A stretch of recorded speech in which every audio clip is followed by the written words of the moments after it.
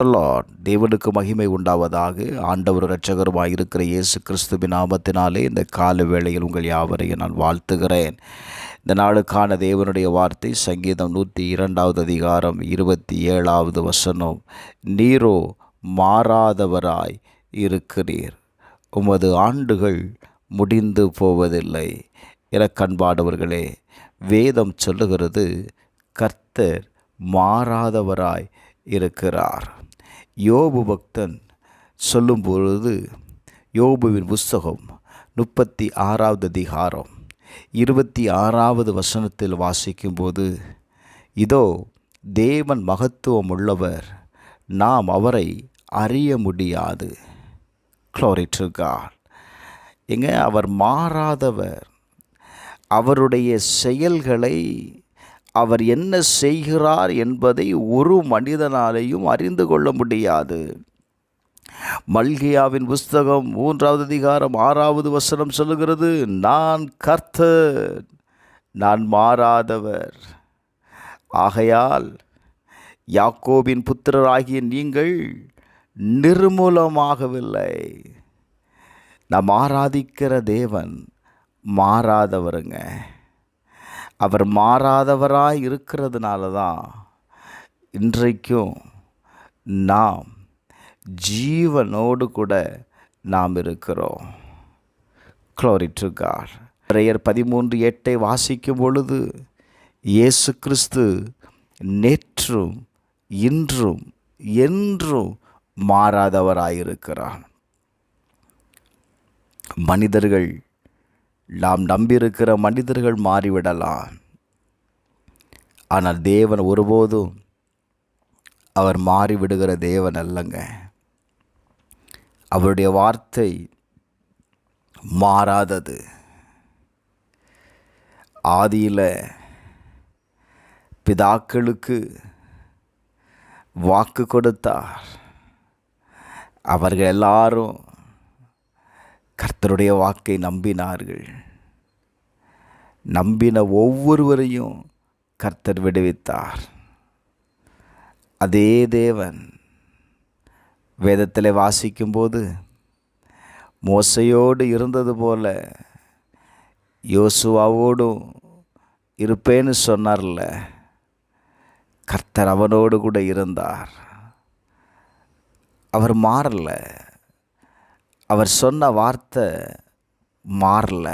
சங்கீதம் 103 வாசிக்கும் போது, கர்த்தரே தேவன் என்று அறியுங்கள், நாம் அல்ல, அவரே நம்மை உண்டாக்கினார், நாம் அவர் ஜனங்களும் அவர் மேய்ச்சலின் ஆடுகளுமாயிருக்கிறோம்.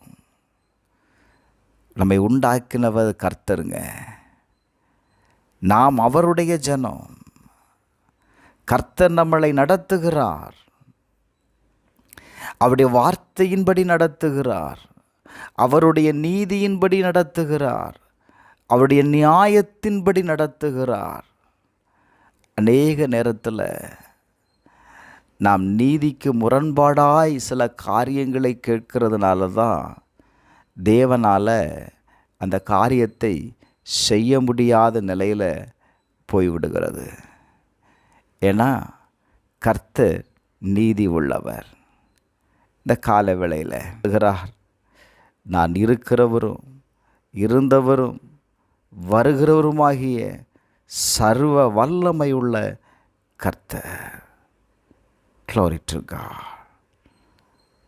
அவர் இருக்கிற வண்ணமாகவே இருக்கிறார். மோசேக்கு ஆண்டவர் சொல்லுகிறார், நான் இருக்கிறவராகவே நான் இருக்கிறேன். Glory to God. அவன் நினச்சான், ஆண்டவர் எங்கே நம்மளை அனுப்பிட்டு மாறிவிடுவாரோன்னு யோசித்தான். உம்முடைய நாம என்ன ஆண்டவரே? நான் இருக்கிறவராகவே இருக்கிறேன். எனக்கு அன்பானவர்களே, நாம் ஆராதிக்கிற தேவன் இருக்கிறவராகவே இருக்கிறார். அவருடைய வார்த்தைகள் எழுதப்பட்டது தான். எழுதப்பட்ட வார்த்தைகளை நீங்கள் அறிக்கை செய்யும்போது கட்டாயம் உங்கள் வாழ்க்கையில் அற்புதத்தை காண்பீர்கள். தேவன் உங்களுக்காக இறங்குகிறதை நீங்கள் பார்ப்பீர்கள். செபிப்போமா? பரலோக பிதாவே, இயேசுவின் நாமத்தில் செபிக்கிறோம்ப்பா. நீர் மாறாதவராயிருக்கிறீர். 9 ஆண்டுகள் முடிந்து போவதில்லை. எங்களுக்காக ஆண்டவரே கொடுத்த வார்த்தைகளெல்லாம் நிறைவேறும் காலத்தில் நாங்கள் வந்திருக்கிறோம். இன்றைக்கு உம்மை நோக்கி பார்க்கிற ஒவ்வொருவரையும் கர்த்தர் ஆசீர்வதியும். உம்முடைய வார்த்தைகளை வெளிப்படுத்தும். இயேசுவின் நாமத்தில் ஜெபிக்கிறேன் பிதாவே. ஆமென்.